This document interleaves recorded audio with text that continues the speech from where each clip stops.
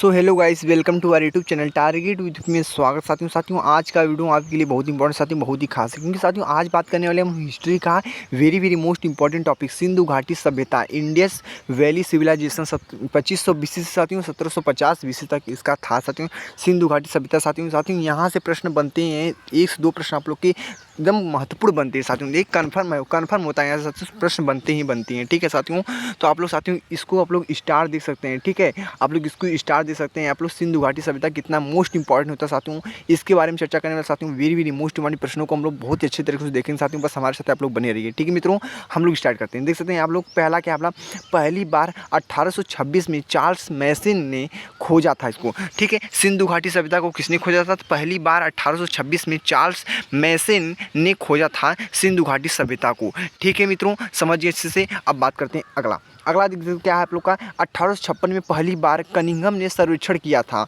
सर्वेक्षण किसने किया था? तो कनिंघम वेरी मोस्ट इंपॉर्टेंट का ये नाम है कनिंघम साथियों। आगे इनके बारे में बहुत सी जानकारी हम लेंगे कनिंघम के बारे में। कनिंघम है कौन, कनिंघम कहाँ है साथियों, सब कुछ इसके बारे में बात करने वाले हैं। तो सिंधु घाटी सभ्यता होती साथियों, 1856 में पहली बार कनिंघम ने सर्वेक्षण किया था इसका। ठीक है, क्लियर है? आप लोग समझ गए अच्छे से, कुछ पॉइंट को अच्छे समझ के, जितने पॉइंट साथियों समझ गए आप लोग उतने पॉइंट को अपने नोट का भी नोट जरूर कर लेना। ठीक है, क्योंकि इंपॉर्टेंट आप लोग के लिए। ठीक है, ये आरपीएफ कांस्टेबल के लिए इंपॉर्टेंट है। ठीक है, अब बात करते हैं आगे बात करते हैं कनिंघम। देखना हम बोले थे ना कनिंघम के बारे में हम बात करते हैं साथियों। कनिंघम के जो इंपॉर्टेंट है। ठीक है, कनिंघम क्या है? भारतीय पुरातत्व सर्वेक्षण विभाग का जनक। भारतीय पुरातत्व सर्वेक्षण विभाग का जनक किसे कहा गया था? कनिंघम को बोला गया था। ठीक है, इसका अब बात करते हैं, इन पॉइंटों को देखते हैं साथियों। पहला महानिदेशक किसे कहा गया था? First director general. ठीक है, फर्स्ट डायरेक्टर जनरल साथियों जो आप लोगों का था कनिंघम था साथियों। पहला महानिदेशक कौन था? कनिंघम था। ठीक है, इसकी स्थापना की बात करते हैं तो इसका स्थापना 1861 ईस्वी में हुआ था।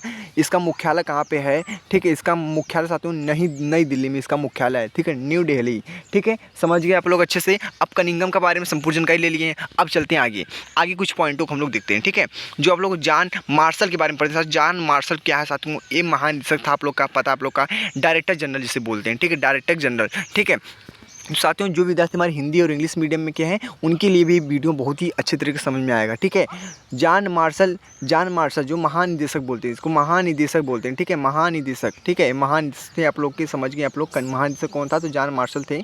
ठीक है, इसके बारे में चर्चा करने वाले जिससे आप लोग क्या है, 1924 में सिंधु घाटी सभ्यता की पाए जाने की विधिवत घोषणा की गई थी जॉन मार्शल में। ठीक है, 1924 में सिंधु घाटी सभ्यता के पाए जाने की विधिवत घोषणा की गई थी। समझ गए अच्छे से। अब बात करते हैं आगे क्या है। आगे आप लोग देख सकते हैं क्या हमारा है। वर्तमान में क्या था? वर्तमान में जो महानिदेशक बोलते हैं, वर्तमान में महानिदेशक कौन था? वर्तमान में जॉन मार्शल के महानिदेशक कौन था? तो वी विधावती इनका नाम था, वी विधावती थे। ठीक है, वर्तमान में महानिदेशक कौन थे? तो वी विधावती थे। ठीक है मित्रों, समझ गए अच्छे से। अब बात करते हैं आगे बात करते हैं साथियों। ठीक है, आगे तो साथियों देखते हैं आप लोग सिंधु घाटी सभ्यता के बारे में हम बात करते हैं, जो इनका किन नामों से इनको पुकारा गया था सिंधु घाटी सभ्यता को। तो सिंधु घाटी जो सभ्यता आप लोग देख सकते हैं, सिंधु घाटी सभ्यता को किन नामों से जाना जाता है साथियों? तो हड़प्पा सभ्यता भी इन्हीं को बोला जाता है। सिंधु घाटी सभ्यता को हड़प्पा सभ्यता बोला जाता है, नागरी सभ्यता बोला जाता है, कांस्य युगीन सभ्यता भी बोला जाता है, सरस्वती सभ्यता भी बोला जाता है, और सुमेरियन सभ्यता की बेटी भी बोला जाता है सिंधु घाटी सभ्यता को ही। ठीक है, इनका कितना नाम है साथियों?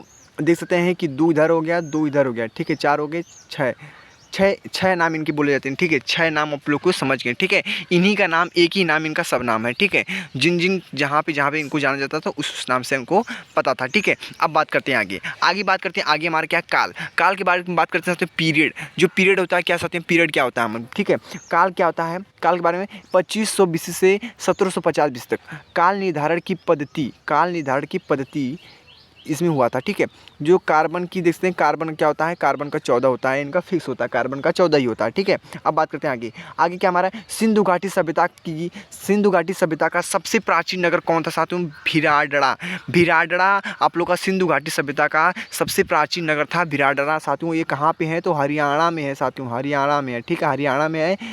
इनको कब खोजा गया था? इनको खोजा गया था साथियों 2014 में खोजा गया था साथियों। 1720 से 7500 ईसी पूर्व पुराना था। ठीक है, ईसवी पूर्व पुराना था साथियों। ठीक है, ईसा पूर्व पुराना था आप लोग का, समझ गए। 7520 से 7500 ईसा पूर्व पुराना था साथियों।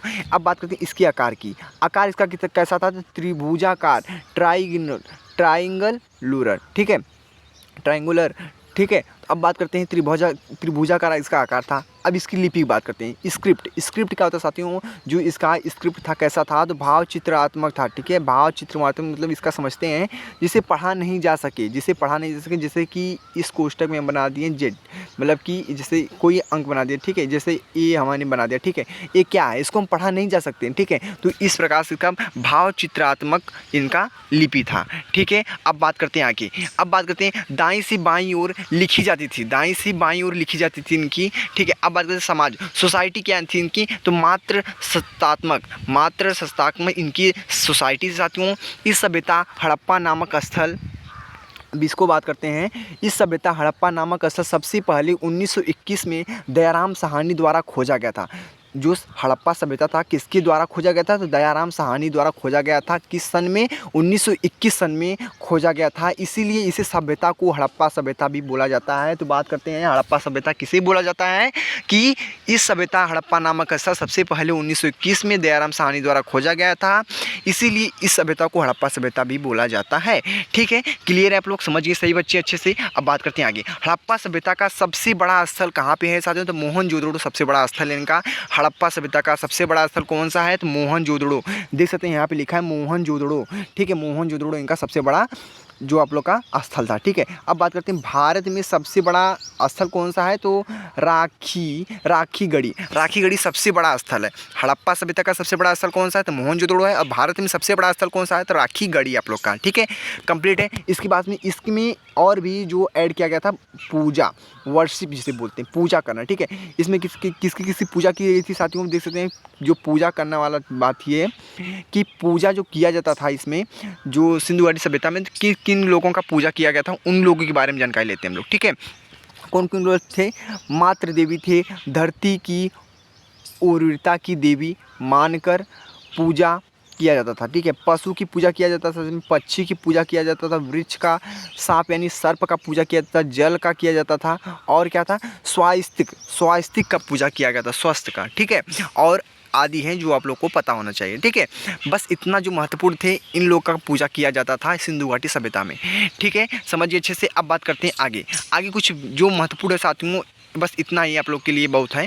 ठीक है, अब बात करते हैं आगे थोड़ा उसको पढ़ लेते हैं। बिजनेस, इसमें बिजनेस भी था साथियों। ठीक है, बिजनेस भी था आप लोग के लिए।